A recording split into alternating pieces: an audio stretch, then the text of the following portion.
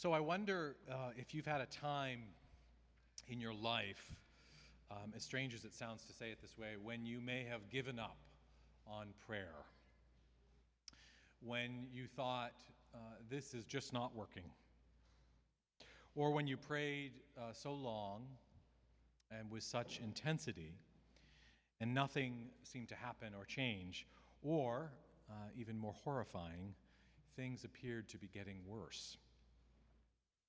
And after having maybe that kind of experience, well, frankly, you just thought in your heart, why bother? Why bother? My most profound experience of this occurred when I was 15 years old. My parents sat my sister and I down at the dining room table, so we knew it was going to be something serious. Our three older brothers were away at college.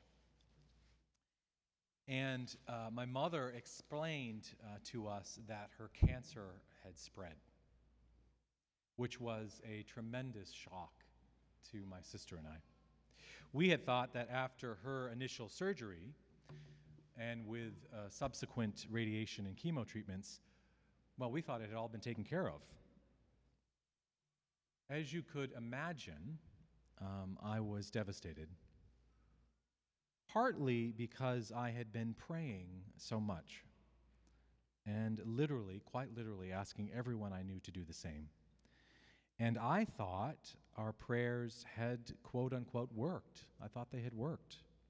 At least worked in the way a desperate 15-year-old understood prayer. So now I was faced with two realities. Either I had not prayed enough, or prayer, as I understood it, was a waste of time. Neither of which was true, but I didn't know that at the time. So the reason I share this personal story is that if we're not careful, we can completely misidentify with parts of today's parable. So what do I mean? Well, Jesus is pretty clear at the beginning of the parable. We need to pray always and not lose heart. Pray always and not lose heart, which I think gives it away from the start. I think Jesus knew we were not going to pray always and that we may well lose heart. I mean, we only really need encouragement when we feel discouraged, right? And I can almost guarantee something. Some, maybe all of you, have lost heart at least once in your prayer life.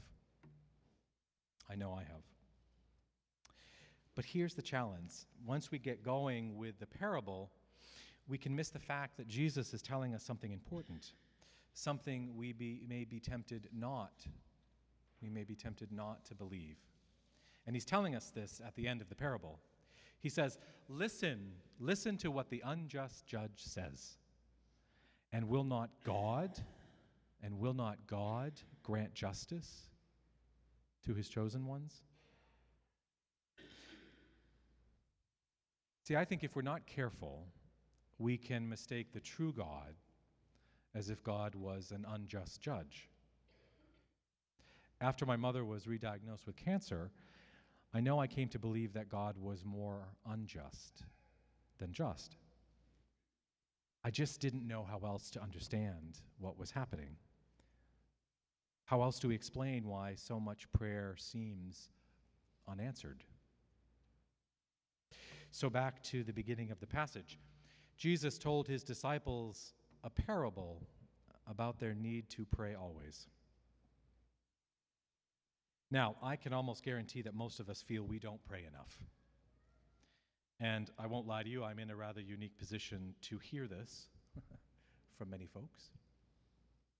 Folks who are embarrassed that they either don't know how to pray or they only seem to pray when things are going badly.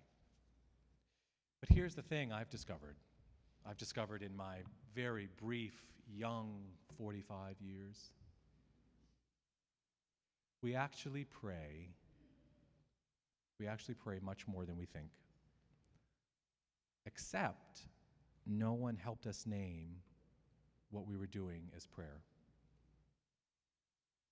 After my mother died, I was angry.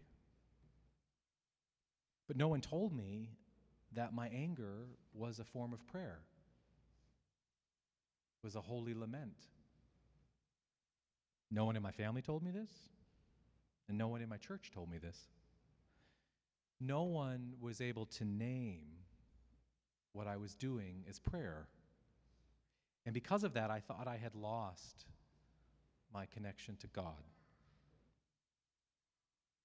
You see, I think Jesus wanted us to pray at all times, because if we pray at all times, we can pray in all times. We pray at all times, we can pray in all times. But we cannot do this without help. We need to help name all the ways that we pray, but that we don't call it prayer.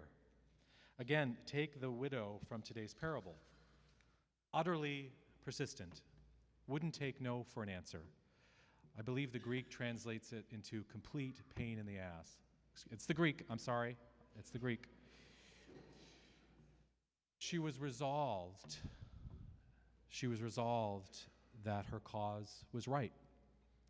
And Jesus then says, listen to what the unjust judge says.